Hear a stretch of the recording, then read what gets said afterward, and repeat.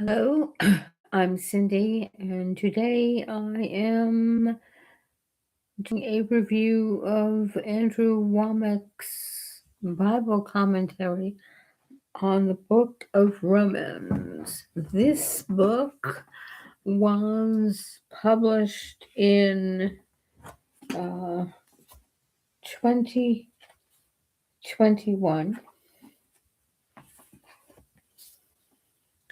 So here's the book.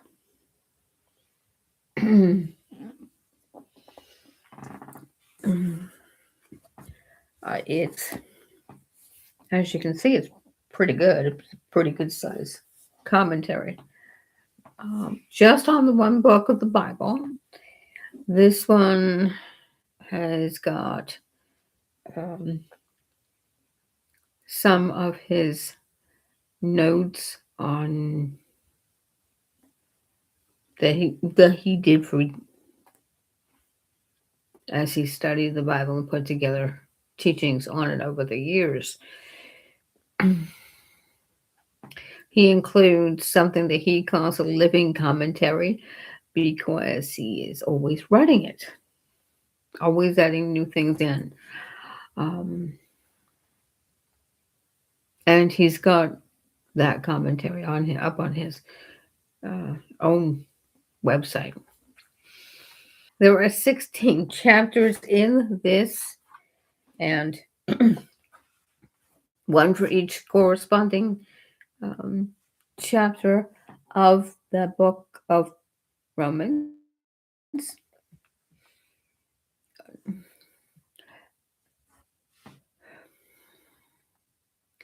He calls this Paul's masterpiece on grace, and I would pretty much agree. It's a verse by verse style kind of teaching, which he is noted for. And as I said, it came from decades of his notes and ministry material. It focuses on the key theme, which is salvation by grace and not law, performance, or works. Uh, Andrew Wommack treats Romans as the foundational explanation of the gospel, standard stuff, and then he leans really hard into what that looks like. Um, he talks about the book through the lens, which is some would think it's a radical emphasis on grace. He says that righteousness is a complete gift of God, it's completely a gift, and the Christian life flows from what is already finished, not what we're striving for. He talks very much in his commentary, and it is in the book of the Bible as well. It's in Romans. He talks about how we're righteous in Christ, and you have everything in Christ, and the transformation comes from renewing your mind to that truth. He draws a very sharp line between law and grace, and I think uh, St. Paul did too. He talks about law being performance and how there's condemnation under the law, but that God's grace is freeing and empowering. Um, in the book, the ideas that he presents are written fairly simply, not like big theological language, which is good. He stays away from academic jargon. He also talks a lot about the practical application. So rather than just telling you, he encourages the reader or the studier to explore what it means in your life, in the life of the reader.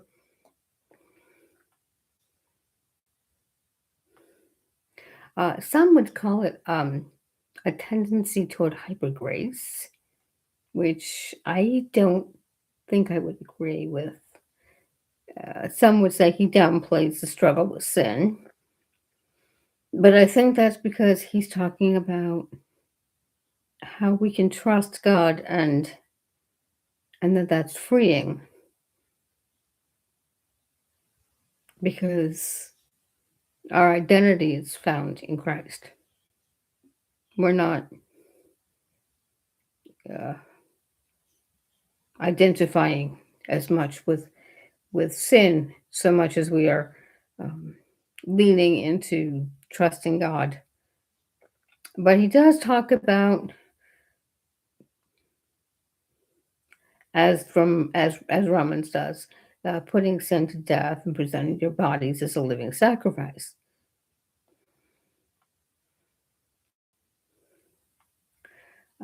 He also talks about faith and healing.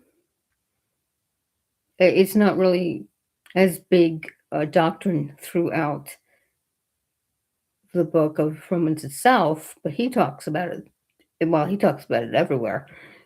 Pretty much in anything he's talking, he always looks for that angle. Um, but he says, healing and blessing are provided, and that while we may continue to struggle, it may be because of misunderstanding. And his perspective on that is very heavily debated amongst even the most conservative believers.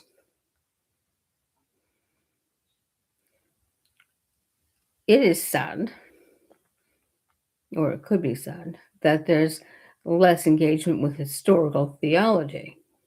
He doesn't talk a lot about church history. He never does. He doesn't get into Greek or traditions, but he's focusing on what the text of this work of what is written and how that can be applied.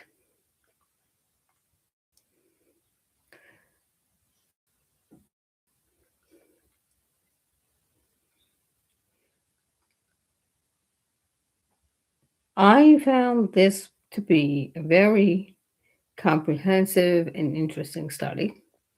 It's not the first time that I've gone through the book of Romans, but it is the first time that I've gone with this particular book. Um,